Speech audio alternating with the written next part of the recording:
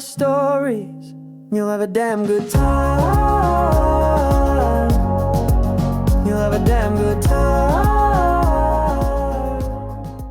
He's trailer park Jeff, king of lot 12, living large on stories only he can tell. And drinking gold mountain lager beneath an old oak tree. He can tame a mountain lion, but that's just between you and me. Chapter 1. The Eviction. Now listen here, boy. What you're about to read is 100% true. Verified. The government will deny it, but that just proves it's real. I was shooting pool in my spare room, chalking the cue like I was about to hustle Minnesota Fats himself. Had a Gold Mountain lager in one hand, cue stick in the other, and the sweet buzz of the good old days rolling through my skull like a Harley on open asphalt. The good old days. When gas was cheap, women were wild, and I was in my prime. Back when every man in this country knew who the real enemy was. Canada. Anyway, I line up a shot, corner pocket, easy money, when suddenly I hear a sound, sharp, metallic. My warrior instincts kick in. I drop the lager, roll combat style across the linoleum, and come up in the living room with my Ruger 45 drawn. Not today, deep state assassins, I mutter, diving behind the sofa like it's Fallujah all over again. The sound comes again, this time from the front door. A faint tap, tap, tap. I steady my aim, crawl low and yank the door open, ready to ventilate whoever's out there. It ain't CIA, it ain't commies, it ain't even Girl Scouts. It's Dale, my so-called landlord. He's crouched on the porch with a hammer, tacking a paper to my door. I snatch it before he even looks up. "What the hell is this, Dale?" I bark. Dale sighs the sigh of a man who's been beaten down by life, divorce court, and cholesterol. "Jeff, you haven't paid rent in 4 months. You've got to pay immediately or get out." I blink at him. 4 months? That's barely nothing. I've been on longer deployments to the Bass Pro Shop parking lot. He pinches the bridge of his nose. "Look, if you can't afford rent on your own, maybe you need a roommate. But it doesn't really matter, Jeff. You've got 1 week to get your sorry ass out of this double wide." My blood boils. My face reddens like the hood of my Trans Am on a July afternoon. "How you gonna throw an American war hero out on the street, Dale? You don't even deserve that name. There's only one Dale I recognize, and his last name is Earnhardt." I slam the door in his smug landlord face. Back inside, I collapse into my rightful throne, my recliner. I crack another lager, sip slow, and think. Dale's words echo in my head. Maybe you need a roommate. I roll the idea around like a marble in a beer can. A roommate. Not a bad idea, especially since it was mine first, even if Dale thinks he said it. I'm deep in thought when I hear it. Skitter, skitter. From the kitchen, beneath the sink. My eyes narrow. I raise the Ruger. Skitter, skitter. Without hesitation, I unload 2 righteous warning shots into the cabinet. Blam! Blam! The skittering stops. Silence. "Not today, trash bandit," I whisper. "Not in my house." I take a victory swig of lager, and just like that, my war with Dale has become a 2-front battle. Landlord above, raccoons below. Chapter 2. The Craigslist Gambit. Now listen here, boy. When the history books are written, this day will be remembered as the moment I changed the fate of Lot 12 with nothing but brains, bravery, and dial-up internet. I sat down at my command center, an IBM tower from the Clinton administration. Beige as mashed potatoes and twice as heavy. Still runs Windows 95 because if it ain't broke, don't fix it. The modem screeches to life like a banshee choking on gravel. Takes 10 minutes just to load a homepage, but that's how you know it's secure. I hammer out an ad on Craigslist, each word like a bullet of truth. Roommate wanted. Must be hot, blonde, and loaded. P.S. No fat chicks. I click submit, lean back in my squeaky computer chair, and bask in my own genius like Patton after a victory parade. "Jeff," I say to myself, "you just single-handedly won the Battle of the Bulge." I crack a lager and let the fantasies roll. Daisy Dukes, bikini tops, maybe 2 or 3 roommates. It'll be like Three's Company, except I'm Suzanne Summers, and every episode ends with me shirtless on the porch, tanned, drunk, and adored. That's when destiny drops in. Literally. Thump. A ceiling tile crashes down and a raccoon plummets into the living room like a paratrooper from Trash Division 9. It hisses. I hiss back. I grab the nearest weapon, a broom. The duel begins. I slap that critter across the linoleum like a hockey puck in sudden death overtime. The raccoon skitters, twirls, and I swear on Earnhardt's number 3, it pulls out a pocket knife. Tiny, rusty, menacing. Not today, Whisker Terrorist, I shout, batting him into the hallway. He lunges at my shins like a fur-covered Navy SEAL. I counterstrike with a broom jab to the midsection, scoop and sweep him right out the front door. Slam, lock, victory. I stand there, chest heaving, broom raised like Excalibur. Another mission complete, I whisper, because I'm an American war hero. Boy, I've fought tougher enemies on top-secret missions I still can't talk about. Beep. The computer dings. New email. I saunter back, crack another logger, and click open. My eyes lock on the sender. Carla. Hot damn, the plan worked faster than I thought. I can practically see her already. Blonde hair, bikini top, Daisy Dukes, knockers like 2 bald eagles perched on freedom itself. The email is short. Too short. No details, no gender. Just says they want to see the room tomorrow. Doesn't matter. The name says Carla, and that's all I need. I rub my hands together like a man about to win the lottery, recline deep in my chair and grin. Tomorrow, I say to the empty room, the dream begins. The next day a knock rattles my front door. My heart leaps. I straighten my shirt, flex once, and swing it open with a flourish. And there he stands. Not a blonde, not Daisy Dukes. A mountain of a neckbeard in a kimono with a fedora tipped like he's auditioning for the Godfather of anime. Strapped to his back, a katana. I stare. He stares. Finally, I bark. Who the hell are you? Get out of here. I'm waiting for a roommate applicant. Slam. Door shut. Knock again, louder this time. I yank it open, red-faced. What part of beat it don't you... He clears his throat. I am Carl, practitioner of Bushido, master of the blade, and I am here about the room. I freeze. My eyes twitch. The name flashes in my mind. Carla. The ad, the email. And just like that, my fantasy dies a quick and violent death. Chapter 3. The Interview from Hell. Now listen here, boy. Sometimes in life, you know a man ain't the right fit before he even takes his shoes off. And that's exactly how I felt about Carl the second I laid eyes on his neckbeard and sword. I begrudgingly let him in, but I'd already made my decision. No way this clown was living in Lot 12. Still, out of respect for Craigslist tradition, I figured I'd give him the old tour. This here's the room for rent, I said, opening the door to a broom closet. I gestured at the shelves, the mop bucket, and the faint smell of pine sol. Plenty of storage. Cozy. Great airflow if you leave the door cracked. I hoped that'd scare him off. Instead, Carl just wandered right past me, stroking his chin like he was appraising fine art. 4 bedrooms, he said smugly. Pretty impressive. But I know a guy who has 5 bedrooms. I squinted. Buddy, I got the biggest double-wide in the whole damn park. If you know someone with such a palace, why don't you go live with them? I tried to steer him toward the door, but Carl wasn't budging. He started rambling about feng shui, pointing at my recliner like it was a war crime. The energy flow here is abysmal, he said, but with my touch, this place could be livable. My blood pressure shot up like a bottle rocket. Careful there, Carla. I'm fixing to pop you right in the mouth. He gave me a side eye so smug it could have melted chrome. Your reflexes are too slow, he said flatly. You could never catch a man like me. A man who studies the blade. That was it. I cut him off. Great interview. Hope you enjoyed the place. I'll call you soon. And with that, I shoved him out the door and slammed it hard enough to rattle the Elvis clock on the wall. I strutted back to my computer, muttering under my breath.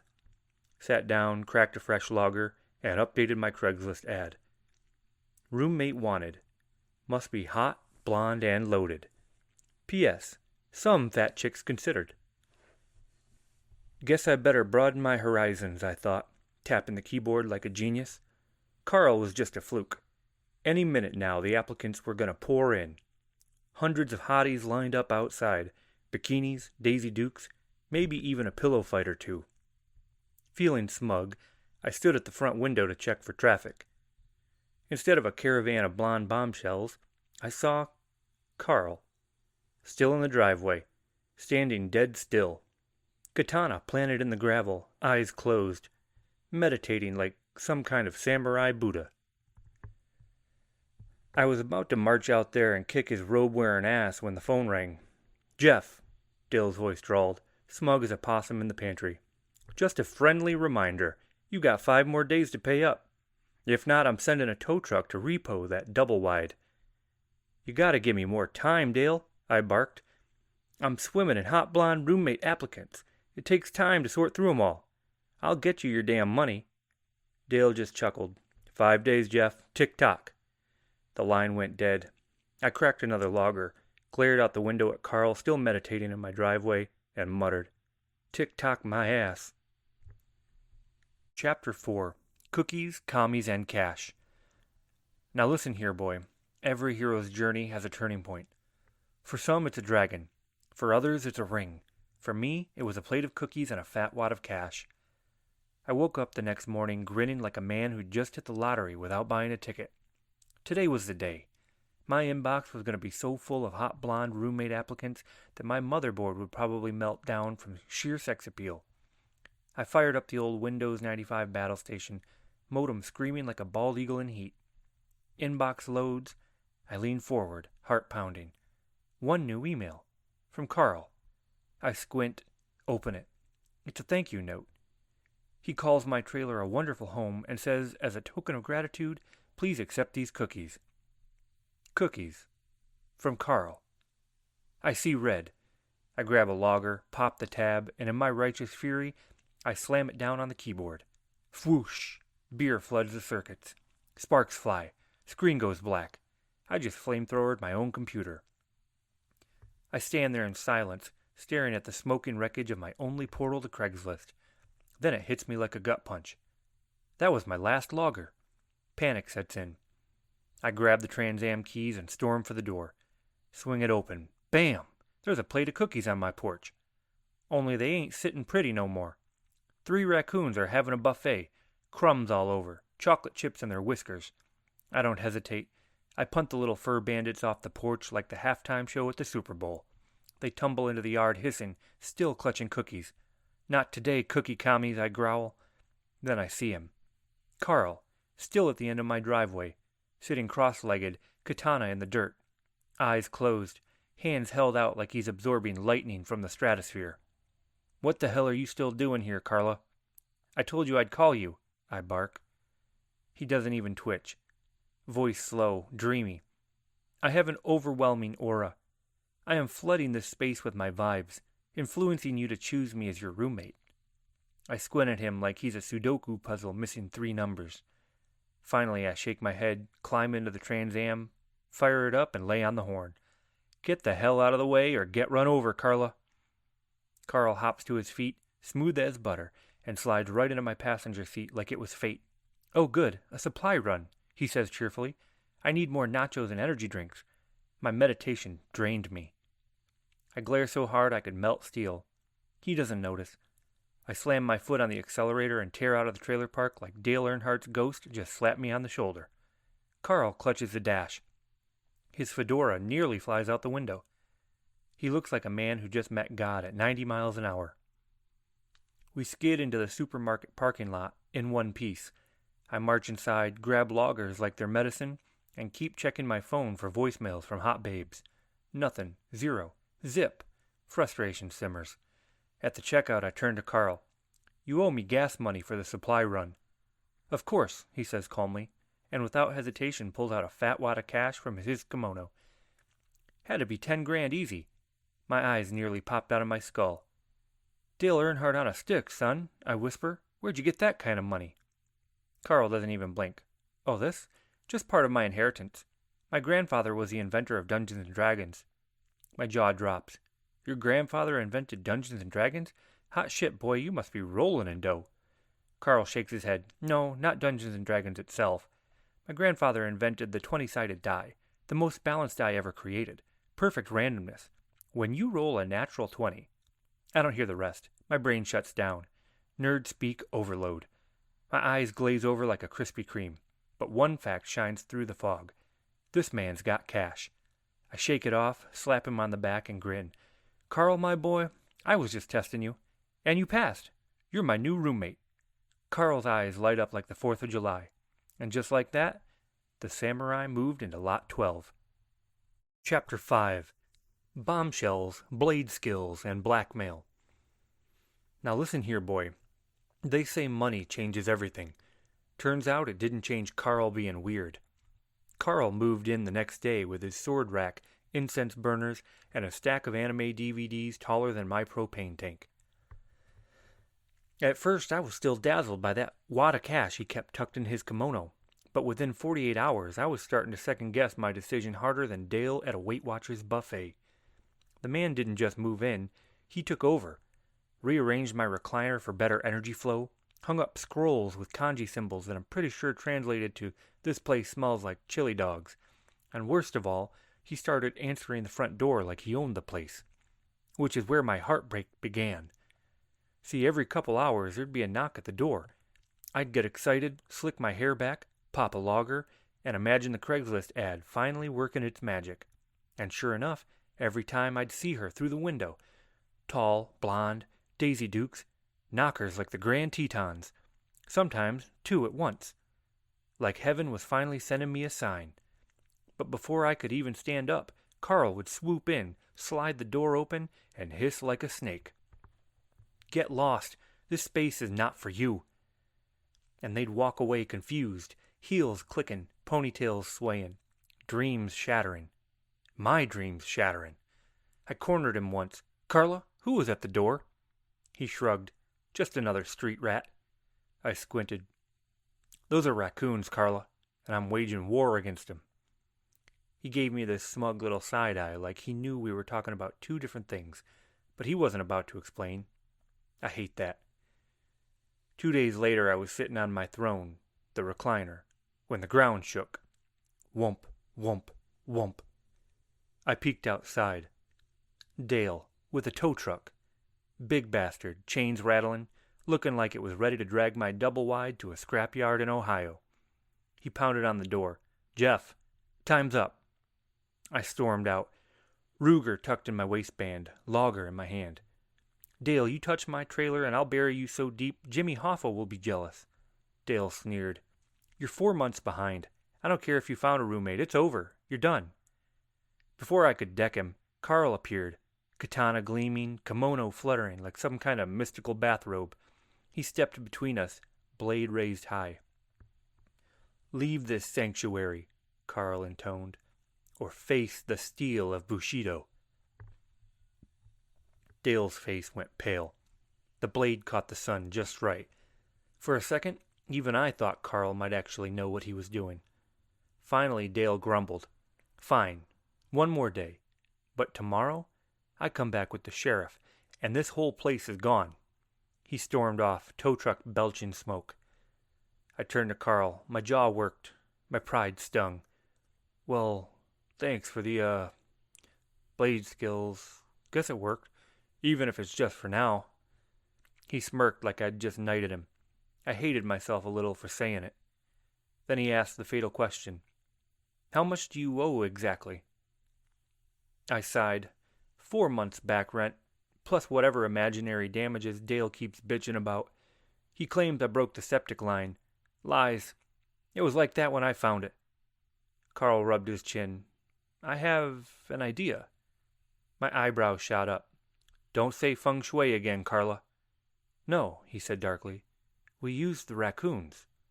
He leaned close, whispering like some Bond villain. The plan was simple, but brilliant. Collect every raccoon in the park. Sneak 'em into Dale's trailer at night.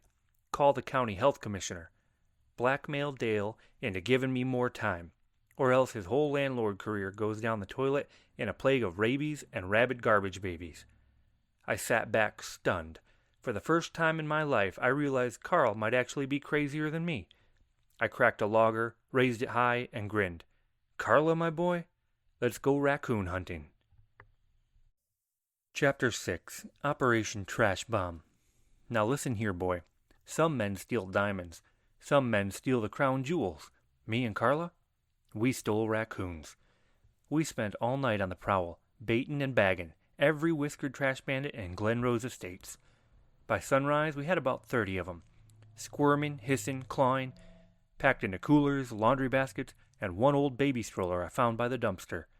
I was scratched from head to toe, looking like I lost a knife fight with Freddy Krueger.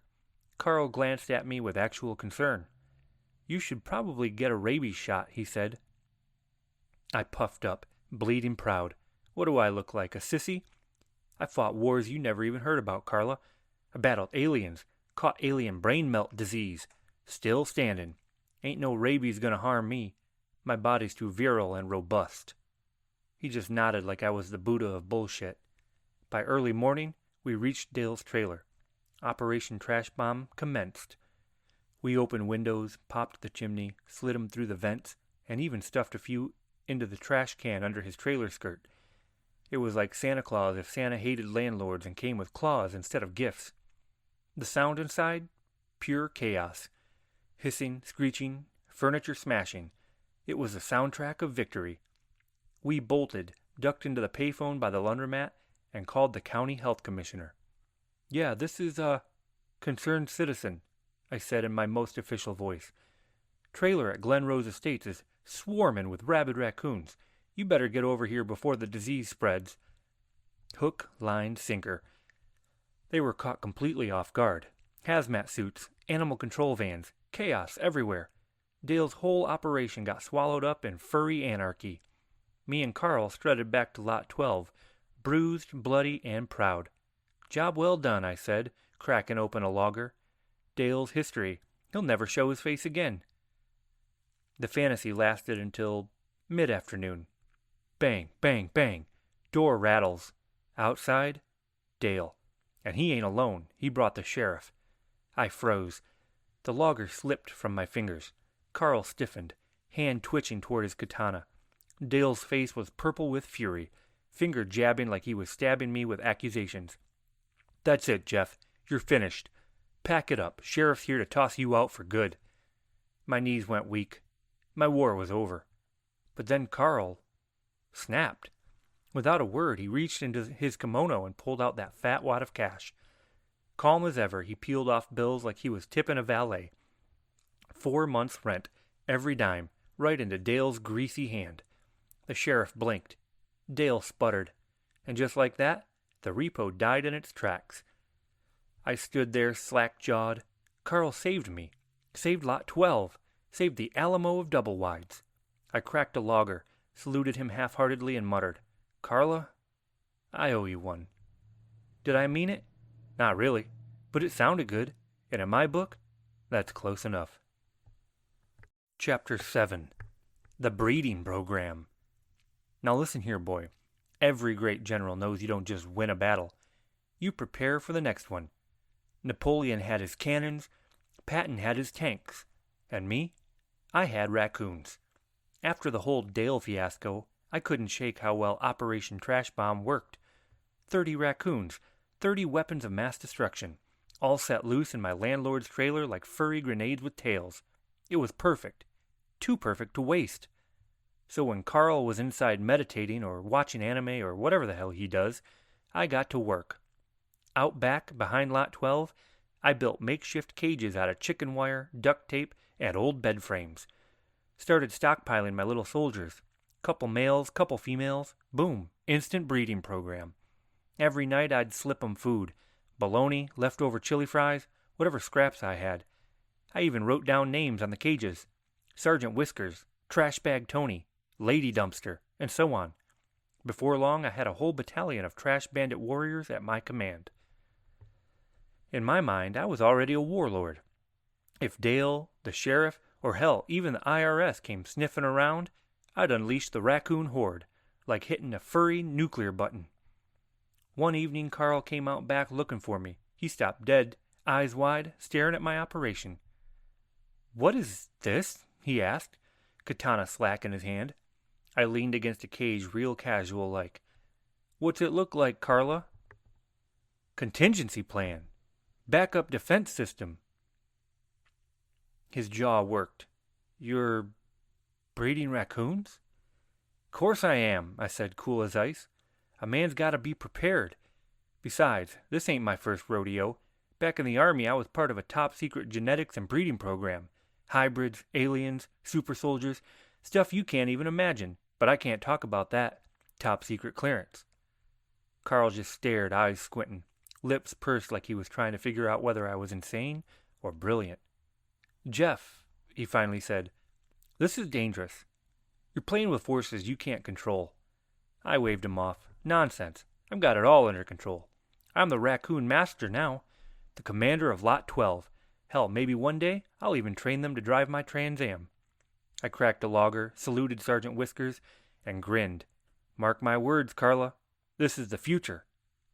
Carl muttered something about bad omens and shuffled back inside, but I didn't care. I knew I was onto something big. That night I sat out back, beer in hand, watching the cages rattle in the moonlight. 30 little eyes glowed back at me, hungry, patient, waiting. And I thought to myself, Lot 12 is safe now. No one can touch me. Little did I know, boy, that was the beginning of a whole new war.